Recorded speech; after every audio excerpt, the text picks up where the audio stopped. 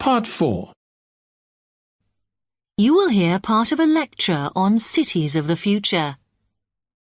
You now have 30 seconds to read questions 31 to 40.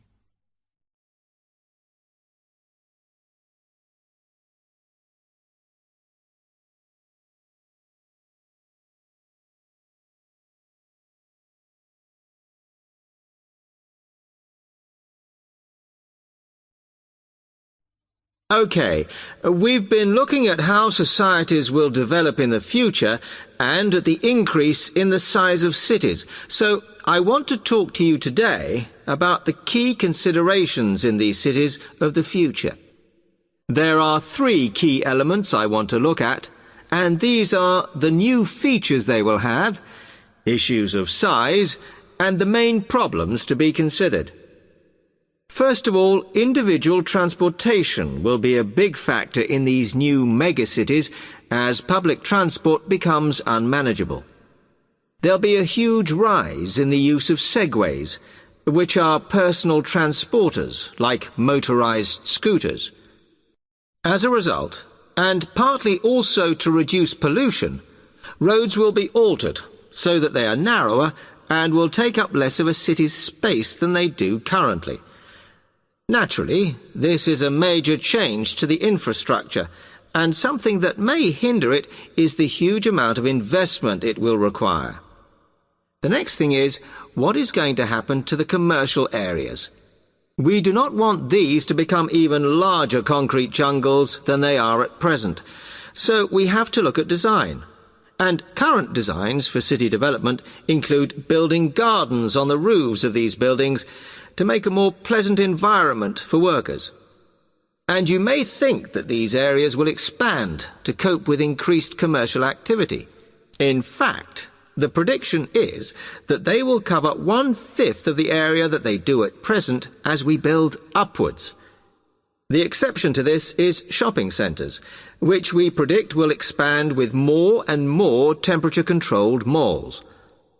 What may cause difficulties is that the superstores will be confined to the outer edges of the city, as they will be too big to fit into the new malls.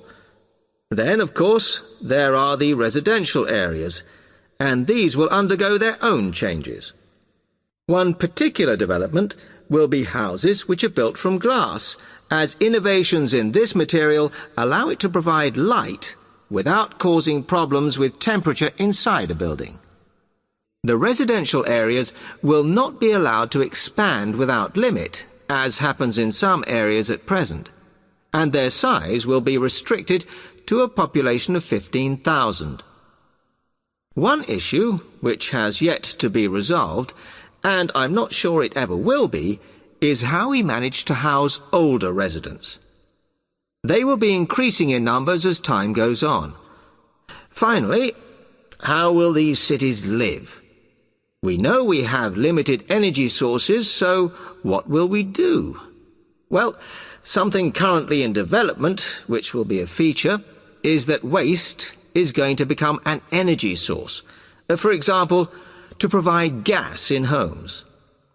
Also, as new technology and systems are developed, we will find that energy plants will become smaller. Another energy source we could use, but one which raises issues of having enough space and too much noise, is wind farms. Because of the problems, I'm not convinced these will be the grand solution to our energy problems that we thought they were going to be.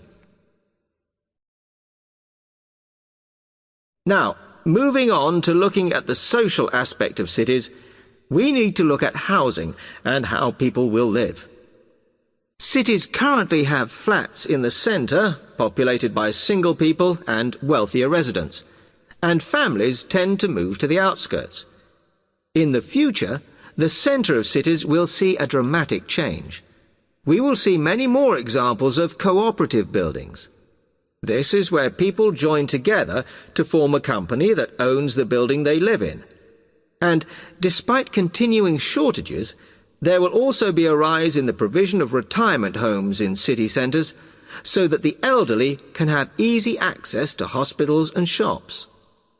Recently, we have seen a levelling off in the growth of private housing, and I think that will not change. But we are likely to see more social housing, as far fewer people will be able to afford to own their own homes. OK, now, if anybody has any... That is the end of Part 4. You now have 1 minute to check your answers to Part 4.